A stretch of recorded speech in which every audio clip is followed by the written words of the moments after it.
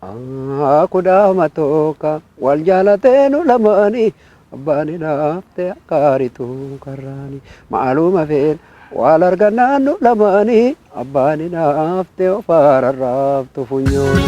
Kudama tokka wal jaalateenu lamaanii abbaan hinaafte akkaaritu karraani maaluma feen wal argannaannu lamaanii abbaan hinaafte ofaararraaftu funyooni. Aartiin qabsoo Oromoos ta'e eenyummaaf maalummaa Oromummaa ibsuu qabu keessatti bal'inaan kan dubbannu ta'a. Turtiin keessan nu waliin haa ta'u. Muktaar, anaa dhufu. Anaa dhufu ootuma koo. Kanaaf qaamni mootummaan ABO Shanee jedhu kan Oromoon immoo waraana bilisummaa Oromoo jedhu itti gaafatamummaan fudhatu jedhu. Hin qabu uummata isaarraa waraanni bilisummaa Oromoo waboon uummata isaarraa lolachaa jira. Yoommoo wal jaalachuun kenna isa aarse filannoo isaati haa du'u iyyuu ofaa fannisu yoo waan godhu dhabe.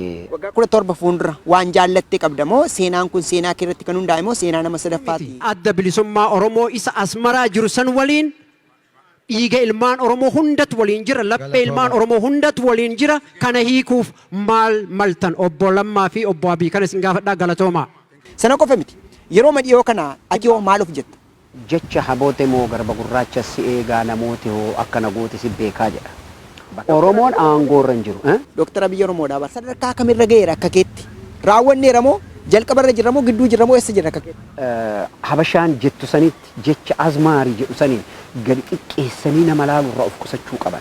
Yoo weellistoonni Oromoo ga'ee kana hunda kan qaban yoo ta'e waan isin itti aarsaa kaffaltanii umurii keessanitti warri isin afoollee turan itti aarsaa kaffalanii isa booda immoo isin dhuftanii amma immoo dhaloonni ammaas itti aarsaa kaffalaatti jira. Mee iddoo kam ga'eera jettee yaadda? Qaba qalloo bareedan talaas kootu yaa kololee qalloo bareedan talaas kootu yaa kololee boo'ee na dhiisu didee kiyya garaansi malee boo'ee na dhiisu didee kiyya garaansi. Mee xiqqoo ishee duubatti nu deebisii galmee seenaarraa nu yaadachiisme. Qabu uummata isaarraa waraanni bilisummaa Oromoo waboon uummata isaarraa lolachaa jira. Uummata isaarraa roorroo qolachaa jira. Tokkicha Oromiyaaf rabbiin kennee diinni nu harkaa fudhate jechuudha. Hagas wareegama warra kenne jechuudha artistoonni Oromoo. Jireenya ayyaanaa fa'aa mana hidhaa keessatti. Usmaayyoo Muusaa fa'aa mana hidhaa keessatti. Shaabee Sheekoo fa'aa mana hidhaa keessatti. Elfinash Zarihun, Adam Haruun beektee hedduun isaanii gatii guddaa kafalan artistoonni Oromoo. Gatii guddaa saba isaaniitiif kafalanii jiran. Adam Haruun nama lolee lolchiise. Adam Haruun nama waraana qawwee qabatee lola seene. Kadiir Sa'id nama waraana ta'ee ganna meeqa bosona keessa deeme. Wallisaa jagna ammallee qabsoo Oromootti warra jiru. Galata namaa dhoksuun agartee rabbiin jaalatu. Baay'ee gaarii. Tole daawwattoota keenya egaa akkuma jalqaba irratti sin beeksisee turtii namni waliin taasisaatti jiru weellisaa Muktaar Osmaan waliin kan nuyi taasisaatti jiru. Turtii keenya keessatti immoo dhimma murannoo haaluma wal fakkaatuun waa'ee aartii irraati kan dubbachuuf jiru. Egaa dhimmi aartii Oromoos dhimma maalummaa fi eenyummaa waan ta'eef osoo hin beekiin miila fageeffannee xiqqoo ishee siyaasa haasa'uuf dirqamneera. Kutaa lammaffaa keessatti waa'ee siyaasa Oromoo haasofna. Ammaaf garuu kallattii maan garaa aartiitti kan fufnu ta'a. Eenyummaa kee dhabamsiisuuf deemaa jira. Nama qawwee hidhatetu lafa keessi saamee sirraa fudhataa jira. Nama qawwee hidhatetu hayyoota kee beektota kee sirraa ajjeesaa jira. Hooggantoota kee mana hidhaatti tortorsaa jira. Ka amma mana hidhaa jiran. Qeerroon Oromoo qarreen Oromoo kan qalama qabatee jiru amma lagatti seenee qawwee qabatee jiraadha kanatti jette. Akkasuma jette miti. Kana jechuun qawwee hidhachuun suni gaariidha jetteeti kanatti amantu.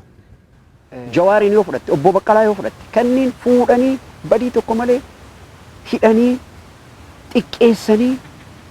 Oromoonoo laman jiru Oromiyaanos laman jirtu isa kana akkamitti yoo walitti araarmsine gaariidha jettee yaaddame tarii isa kana akka ilaalcha keetti. Oppidiyoo deebisee Oromoon akka hin fille nan beeka. Gariin mootummaa deeggarus jira gariin mormus jira isa kana maal bu'uura godhatteeti ati namni lammaffaan filatu jettee kanatti itti amanuu dandeessa. Boqqolloo qamadii asheeta kana itti agarsiisaa jechuudha. Kan akka inni waan biraan dubballeessa taasisan jechuudha. Rakkoon Oromiyaa keessatti deemaatti jiruuf akka keetti eenyuun komatta? Mootummaan qaama inni akka waamutti ABO Shanee jedhee waama. Qaamni waraana bilisummaa Oromoo moo mootummaatu dhiibbaa geessaa jira. Kanas ta'e sana qaamni kamiyyuu itti gaafatamummaa fudhatu Oromoon akka Oromootti garuu miidhaa keessummeessaatti jira. Namni bayee galuudhaaf ooyiruu isaarraa qotatee galchachuudhaaf rakkoo guddaa keessummeessaatti jira. Addatti immoo gama lixa Oromiyaa yoo fudhatte akkasuma immoo Gujii Boorana yoo fudhatte Walloo dabalatee kutaalee Oromiyaa bal'oo keessatti daaqama guddaatu jira. Kana irratti immoo fanxoo irratti cobxoo akkuma jedhani uummanni keenya hongeedhaan rakkoo jabduu keessummeessaatti jira. Fakkeenyaaf gammoojjii Baalee fudhachuu dandeessa, gama Gujiillee fudhachuu dandeessa.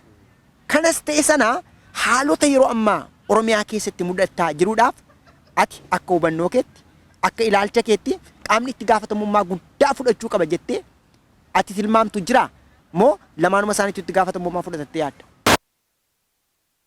Qaamni itti gaafatamu mootummaa amma aangoorra jiruu fi keessattuu namoota jaarmiyaa qabsoo bilisummaa Oromoo keessa yeroo dheeraaf turanii hoogganaa turanii waan bilisummaa isa barsiisanii waan gabrummaa isa barsiisanii miliyoonaan erga horatanii booda gatuma aangoo jaarmiyacha keessaa dhabanii galanii ummata Oromoo burjaajeessanii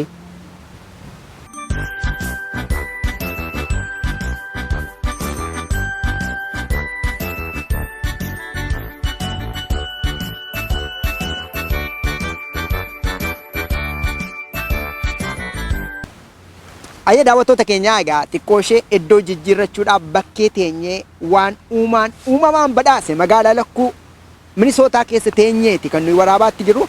Akkuma argitan egaa magaalaan nuyi keessa jiraannu rabbittaa tolu malee dacheen magariisaa biqiltuunis waanuma dachee Oromiyaa fakkaatti uumamaan badhaaseera. Mee weelluu xiqqoo ishee nuuf gadhiisiiti warra mootummaa abaartanis ta'e weellistoota kana warra mootummaa faarsitan kana nuuf himta. Isa dura garuu Boontuu Arsii nu jedhime. Boontuu Arsii kana beekta sirbi Boontuu Arsii kuni Garuu nama jaallattedha. nama jaallattedha Boontuu. Oromummaa kan namni namaa kennu namarraa fudhatu miti. kanaaf mootummaan kun bineensa shayxaana jennee kan baduu qaba dhabamuu qaba siistamni kun jijjiiramuu qaba ka jennuuf. Ati weelluuf qophaa'aa turte guyyaadhuma eenyu akka geeba fudhate beektaa? Ayya daawwattoota keenyaa egaa kubbaa wal dorgommii kubbaa miilaa kaaba Ameerikaa Osfaanaa bara kana waggaa 25ffaaf asis Minisootaatti gaggeeffame keessatti levelii dhumaadhaaf yookiin sadarkaa dhumaadhaaf geebaaf kan taphatan keessaa diviizhin irraa jechuudha. Garee burqituu Oromiyaa Denverii fi madda walaaboof Siyaatili kan taphatan isa keessatti immoo geeba sana fudhatanii kan Oromiyaa xiqqoodhaa baasanii Denverii irraallee fuudhanii gara biyya isaaniitti galatanii warra madda walaabuudha jechuudha. Kanaaf walaabuu entertainment jettee kana yaadannaa jechuudha. Ati gaafa sana isaan hin deeggaraa turte jechuudha. Ijoolleen kiyya isaa walaabuun kiyya haga qoonqi cufamutti achitti iyyaa. Mootummaa abaartanii mootummaa biyya bulchuu uummatatti immeejii jinnii fakkeessitanii yookiin seexanaa fakkeessitanii dhiyeessitu. Gariin keessatti immoo faarsuudhaan ergamaa rabbii malaaka fakkeessitaniitoo uummatatti dhiyeessitu. Isin lamaanuu artistoota. Waliin rakkadhe waggaa 17. Achi gaafa akka carraa ta'ee biyya dhaqu. Tole daawwattoota keenyaa egaa nu caqasaatti kan jirtanii Afgaaffii weellisaa Muktaar Usmaan Sheekaa waliin as magaalaa Lakkuu bakka paarkii keessa teenye taasisaatti jiru. Turtii keenya keessatti immoo irraa barachuudhaan akkasiin itti bohaartan abdii guddaa qabna. Haga xumura qophii keenyaatti nu waliin turaan jedha. Ani Tichaa Guddataati. Gama teknikaan kan nu waliin jiru immoo Tafarii Adareeti. Awwaash Awutoorraa jechuudha. Turtiin keessa nu waliin haa ta'u.